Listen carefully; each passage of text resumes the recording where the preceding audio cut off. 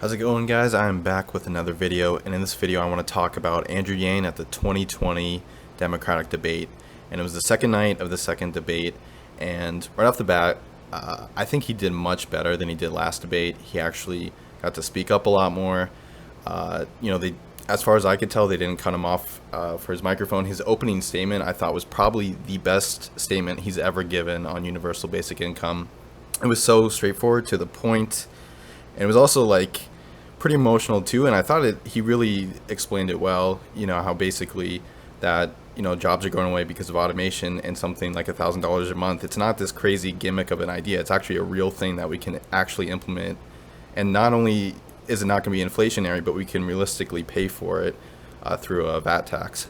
I don't know if he mentioned the VAT tax in the opening statement, but I believe he did say that we're able to pay through it through taxing Amazon, because right now they're paying $0 in federal taxes. And he also asked the audience hey, raise your hand if you've noticed stores in your local area closing.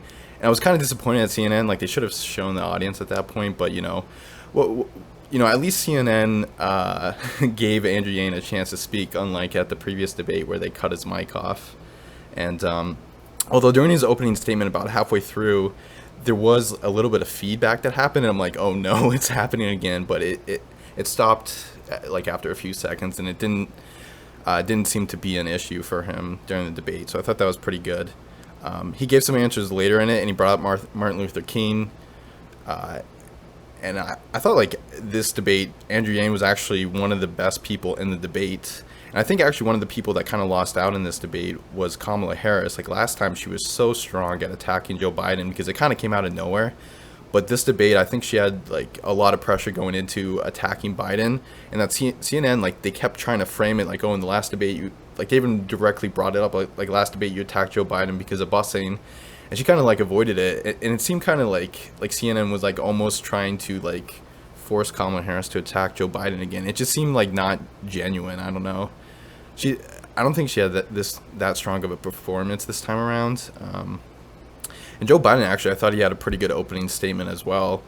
He was saying look, Mr. Trump, this is diversity, and this is who America is. Basically saying all of us on the stage right now. So he actually, I thought he did do a little bit of a better job than he did last time. And Tulsi Gabbard, I thought, did okay. I think she had a little bit stronger performance last time around. Cory Booker was actually involved a lot in this, and Andrew Yang has actually in the past few weeks surpassed Cory Booker in the polls. I think Andrew Yang has had the most traction among the people that were kind of on the mid to lower end of the polls. If you look at RCP polling, he's at 2.3%, I believe. And the DNC, they did another thing to screw over Andrew Yang, but I can't believe they're still messing with the election like this. But Andrew Yang qualified with 4 polls at 2% or above nationally, and they said he qualified. But then the next day they went back on their decision. The DNC did, and they're like, no, you actually don't qualify now. And it's what? I mean, the good news is Andrew Yang, he's going to qualify anyways, and I think he had such a strong debate performance, and he actually did talk more this time than the last debate, that I think he's going to go up in the polls. He might even surpass Pete Buttigieg. I mean, really, to me, the second debate was kind of the more real debate. I know they had Bernie Sanders and Elizabeth Warren on, and Buttigieg as well, but I don't know. I feel like Andrew Yang did really well in this debate compared to the last one.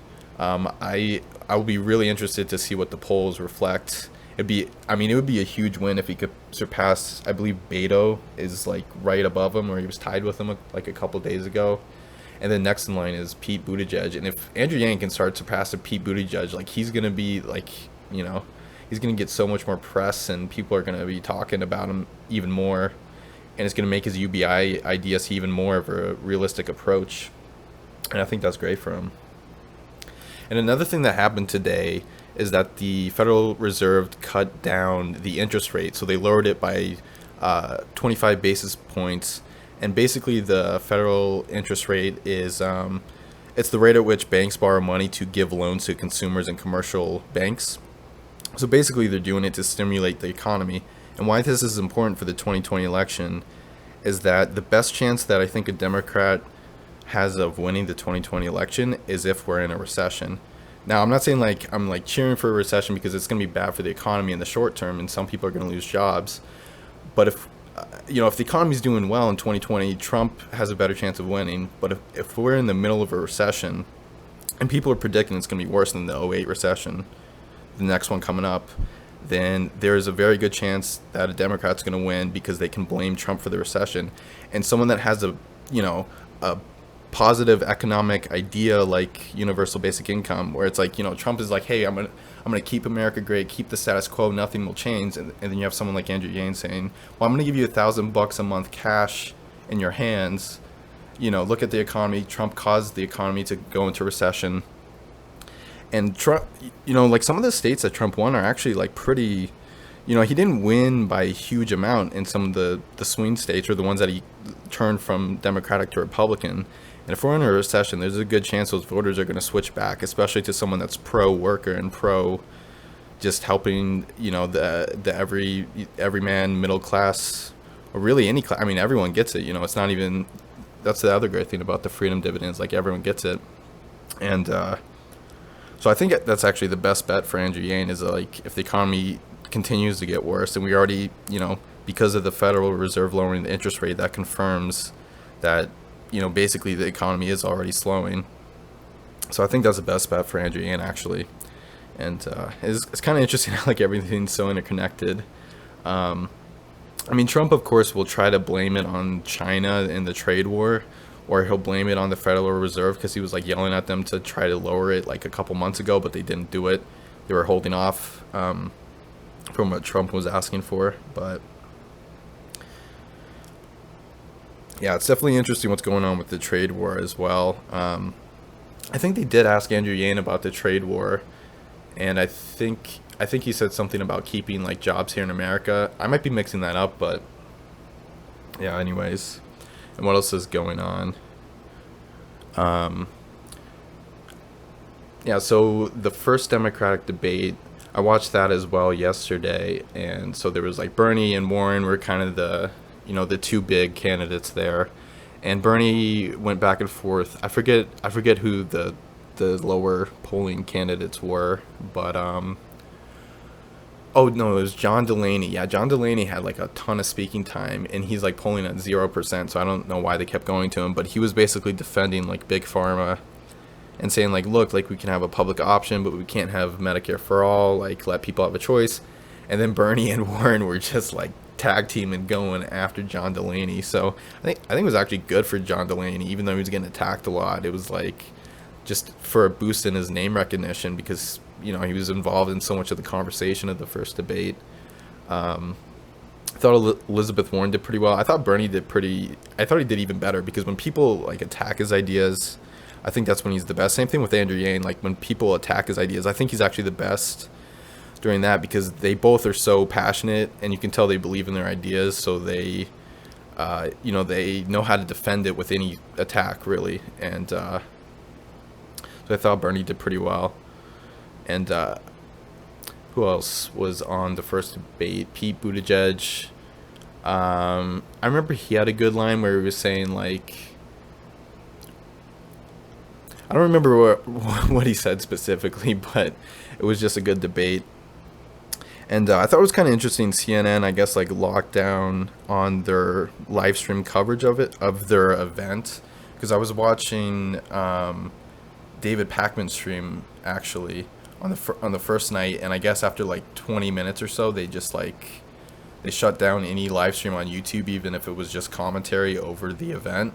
So like, I thought that was kind of interesting. It's like, of course, CNN would be the one to crack down on people just doing commentary about the debate live on YouTube. So I thought that was kind of ridiculous. Like even NBC was okay with that in the last debate.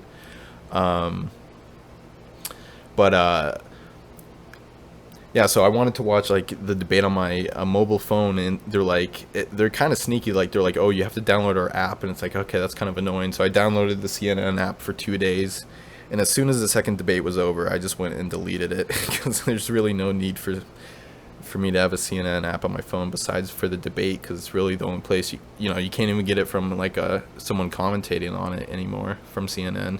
I guess they're just really strict about their their stream or whatever. But I thought it was kind of ridiculous too how CNN, they basically tried to turn it into like a football game sporting event, where the first 20 minutes is just introductions and the candidates come out in like a line like it's a reality TV show or something, and then they have like the national anthem, someone sings it, and it's like what is this, a football game? Like what are we doing here? It's just get to the debate. Like they're like turning it into this massive like sport event, which is kind of ridiculous. But yeah, hopefully the other debates they don't waste. Like I think it was 23 minutes before the first question of yesterday, and then it was even worse today. It was 27 minutes until the first question was asked. So it was kind of like, okay, just wasting a bunch of time. But what I actually do think they did right was that they stuck to their time, and they would actually cut people off, and they were pretty persistent about it, about cutting people off if they kept going over their time. And it was pretty short time they had to respond to answers, like 30 or 45 seconds. But if someone did get attacked, then they immediately got to respond. So I thought they did handle that much better than the previous debate. So that was actually one good thing they did. And I think they said they had some like lighting system, I guess, where like a light would flash yellow when they had 15 seconds left to answer. So like as they were speaking, they actually knew like, oh, okay, I got to wrap it up like very quickly. So I thought that was actually a good system that other debates might need to implement. Or an even better system is just not have 20 candidates on these debates, because it's kind of ridiculous. Like the people polling at 0% at this point, like we've heard them. Like I don't really know if they need to include them. And I think the good thing is with the next debate is they are going to start weeding people out, so it's not going to be a ridiculous amount of candidates on the stage, and people are going to have more time to talk.